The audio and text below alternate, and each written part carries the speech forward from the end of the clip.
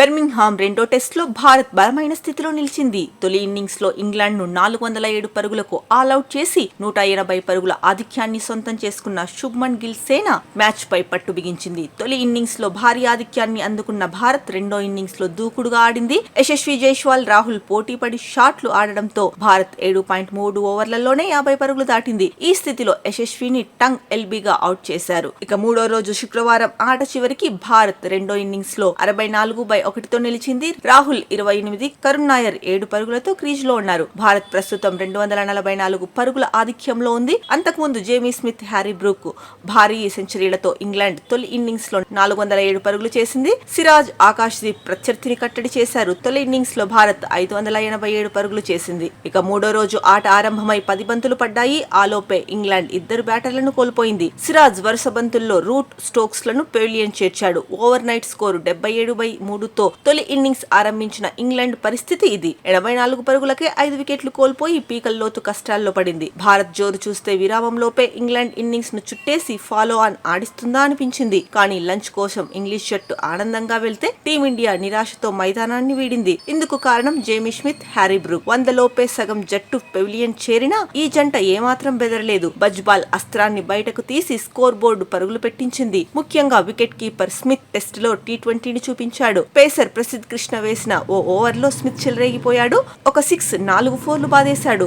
Brooke సైతం bat ఝులిపించడంతో England innings T20 తరహాలో సాగిపోయింది. ఇక 43 బంతుల్లోనే అర్ధ సెంచరీ చేసిన స్మిత్ ఆ తర్వాత దూకుడు కొనసాగించాడు. కాసేపట్లో లంచ్ అనగా జడేజా బౌలింగ్ లో వరుసగా 2 4లు బాది స్మిత్ 80 బంతుల్లోనే శతకాన్ని సాధించాడు. ఇక ఇంగ్లాండ్ 249/5తో లంచ్ కి వెళ్లింది. ఈ ఒక్క సెషన్ లోనే ఇంగ్లాండ్ 172 పరుగులు రాబట్టింది. ఇక లంచ్ తర్వాత స్మిత్, బ్రూక్ జోరు కొనసాగింది. తొలి టెస్ట్ లో 1 పరుగు తేడాతో సెంచరీ కోల్పోయిన బ్రూక్ ఈసారి ఆ మైలురాయిని అందుకున్నాడు. 137 బంతుల్లో టెస్టుల్లో 9వ సెంచరీని పూర్తి చేసుకున్నాడు. మరోవైపు అదే జోరుతో ఆడిన స్మిత్ 144 బంతుల్లోనే 150 పరుగులు చేశాడు. ఇంగ్లాండ్ స్కోర్ చూస్తుండగానే 350 దాటేసింది. టీ బ్రేక్ సమయానికి ఆ జట్టు 355 పరుగులతో 5 వికెట్ల నష్టంతో నిలిచింది. విరామం తర్వాత బ్రూక్ కూడా 150 పరుగులు దాటేశాడు. భారత్ కొత్త బంతిని తీసుకోవడం మ్యాచ్ గమనాన్ని మార్చింది. భారీ స్కోర్లు చేసి పాతుకుపోయిన స్మిత్, బ్రూక్ జంట ఎట్టకేలకు విడిపోయింది. ఘనత మాత్రం ఆకాష్ దీప్ దే. ఆకాష్ వేసిన లెంత్ బంతిని బ్రూక్స్ ఫార్వర్డ్ డిఫెన్స్ ఆడబోగా అది బ్యాట్ ప్యాడ్ మధ్య నుంచి దూరి స్టంప్స్ ను గిరాటేసింది. దీంతో 6వ వికెట్ కు 303 పరుగుల భారీ భాగస్వామ్యానికి తెరపడింది. అక్కడ నుంచి భారత బౌలర్లదే హవా.